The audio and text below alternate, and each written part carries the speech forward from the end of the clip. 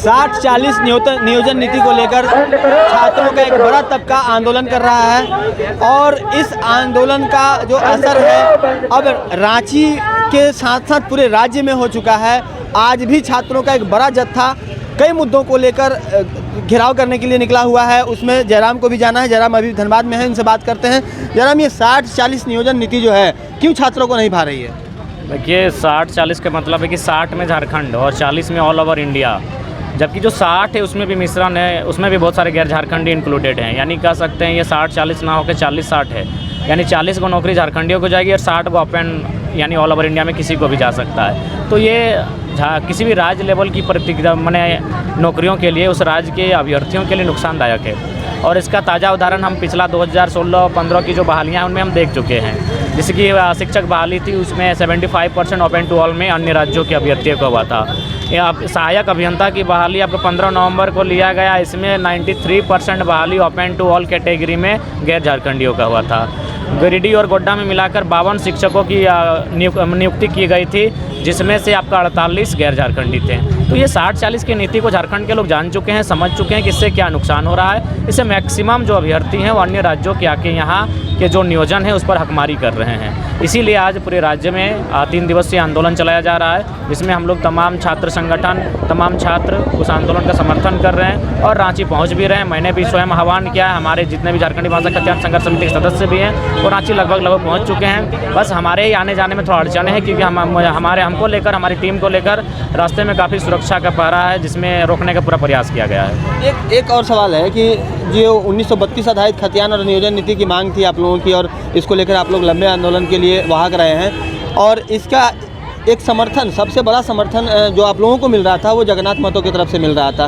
वो मंत्री रहते हुए इसका समर्थन कर रहे थे, लेकिन अब वो नहीं रहे हैं। इस परिस्थिति में ये आंदोलन कहीं कमज़ोर पड़ेगा क्या? देखिए, निश्चय ही माननीय मंत्री जी के नहीं रहने से एक अपूर्णीय क्षति हुई है। इस राज्य को, ये राज्य के करोड़ों उम्मीदों को कुछ पल के लिए आघात पहुँचा है, लेकिन दुनिया की रीत है, संसार निरंतर चलता रहता है, परिवर्तन संसार का नियम है। उनकी कमी रहेगी, उनके हौसले जो हौसला देते थे उसकी कमी रहेगी, लेकिन पुनः छात्रों को एक नए सिरे से अपने आप में जोश भरने का कार्य करना होगा और वो आज के आंदोलन के माध्यम से लगभग वो कार्य हो ही रहा है। और ये हम लोग का कार्यक्रम तो 8 और 10 तारीख को था, लेकिन माननीय मंत्री जी का देहांत हो जाता है तो उनके सम्मान में हम लोग 10 दिन के लिए अपना जो कार्यक्रम था उसे स्थगित कर देते हैं। और फिर आज चूँकि उनका 10वां कल पार हो चुका है तो आज फिर से आंदोलन को दोबारा स्टार्ट किया गया है। तो कहीं ना कहीं उनका सम्मान हम लोग भी करते हैं, उनका आदर हम लोग भी करते हैं। तभी हम लोग का जो शेड्यूल्ड प्रोग्राम था, आंदोलन था, उसे हमने स्थगित करने का कार्य किया था।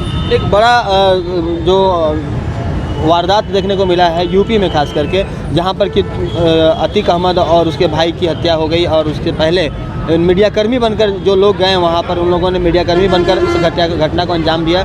उसके बाद पूरे देश में अलर्ट जारी कर दिया गया है और कई तरह की मीडिया के लिए भी SOP लाने की बातें हो रही हैं। साथ ही जो ये तमाम जो घटनाएँ हुई हैं, इससे क्या लग रहा है कि वहाँ की घटनाओं का असर झारखंड पर भी पड़ सकता है? नहीं, देखिए, झारखंड एक अलग टाइप का प्रदेश है। यहाँ संभावना नहीं है कि बाकी जो अन्य हैं उनकी घटनाओं को यहाँ किया जा सकता है या फिर उसकी प्रकार की नीतियों को यहाँ लागू किया जा सकता है।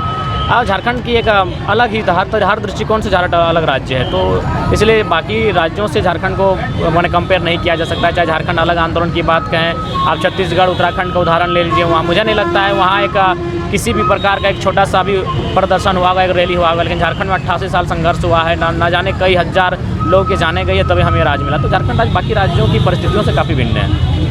इसी राज्य के साथ में उत्तराखंड का भी प्रादुर्भाव हुआ था और झारखंड भी उसी समय बना था, छत्तीसगढ़ भी बना था। लेकिन कुछ दिन पहले मैं उत्तराखंड गया हुआ था, वहाँ पर जो टूरिज्म के मामले में जो विकास देखने को मिला है अपने यहाँ देखने को नहीं मिलता, जबकि यहाँ भी हरी भरी वादियाँ हैं, तमाम चीज़ें मौजूद हैं। देखिए, चूँकि जो बाकी जो राज्य हैं उस राज्य को चलाने के कार्य उस राज्य के बेटा नहीं किया है, जो भी है वो वहाँ का स्थानीय रहा है। लेकिन हमारा जो राज्य बना है, यहाँ जो मैक्सिमम ऊँचे अधिकारी जो आए हैं वो अन्य राज्यों से हैं। तो ये राज्य अगर विकास नहीं कर पा रहा है तो इसका प्रमुख कारण है कि बाहरी राज्यों का बहुत ज़्यादा यहाँ पर दबाव होना।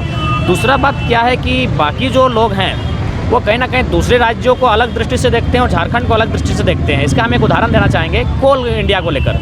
हमारे धनबाद में BCCL कार्य करती है भारत कोकिंग कोल लिमिटेड और मध्य प्रदेश में काम करती है नॉर्दर्न कोल लिमिटेड। दोनों एक ही योजना है। तो वहाँ क्या होती है, जब नॉर्दर्न कोल लिमिटेड जो सिंगरौली मध्य प्रदेश में कार्य करती है, वहाँ यदि किसी का ज़मीन का अधिग्रहण करना हो, किसी का मकान को तोड़ना हो, तो पहले एक सर्वे की टीम तैयार होती है, फिर वो जाके सर्वे करती है, फिर किसी का मकान तोड़ना है या क्या करना है, लेकिन उससे पहले उसको घर अलॉटमेंट किया जाता है। घर अलॉटमेंट किया जाता है, लिखित आश्वासन के साथ उसको नियोजन दिया जाता है, मुआवजा दिया जाता है, फिर अंत में जाके घर तोड़ा जाता है, ज़मीन का अधिग्रहण किया जाता है, गांव खाली किया जाता है। लेकिन अब झारखंड का जितना भी कोल सेक्टर है, आप चले जाए जहां ECL, BCCL, CCL कार्य करती है, वहाँ पहले क्या करती है, ज़मीन प्रशासन के माध्यम से, दबंगों के माध्यम से पहले अधिग्रहण किया जाता है। और उसके बाद क्या है, लोग आज भी 50 साल 60-70 साल से न्यायालय का दरवाज़ा खटखटा रही है नियोजन के लिए, अपनी ज़मीन वापसी के लिए, नौकरी के लिए।